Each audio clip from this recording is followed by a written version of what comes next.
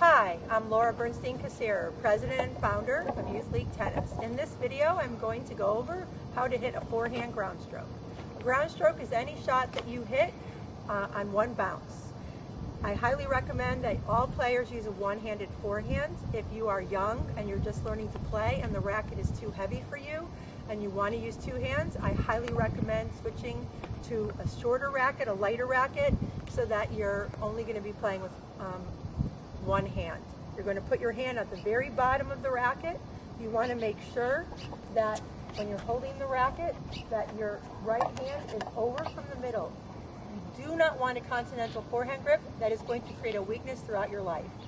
I really believe that all players need to learn 5 things in order to be able to reach their full potential. Not all forehands have to look the same, but it is important all forehands do 5 things.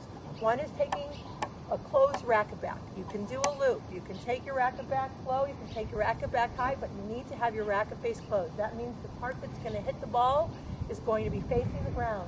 Some players face the ground a lot. Some players have the racket facing the ground a little. The second important thing is to keep your body relaxed. You do not want a stiff body when you're playing tennis. The way you create power and you have control is by having your body relaxed, and it's the speed of your racket. It is not through big, strong muscles. The next thing that's really important is you want to make sure you're rotating your shoulder and torso. So in order to do that, you have to make sure your shoulder rotates back and your body turns to the ball. Some players these days are playing open-faced, and they're rotating their shoulder and their torso back, but their body is facing, their front legs are facing the open court. Some players step in, but they still rotate their shoulder and their torso. When you make contact, you want to make contact way out in front of your body.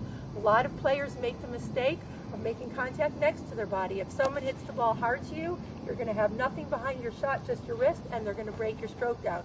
So you want to make contact out here, out in front of your body. You're actually making contact on the outside of the ball, not the back of the ball. When you finish your stroke, you need to follow through. Every top player in the world follows through. Every top player in the world meets the ball in front. Every top player in the world has a closed racket face, rotates their shoulders and rotates. So you want to swing and you want to follow through and you want to make contact out in front of your body. That's how you hit a forehand.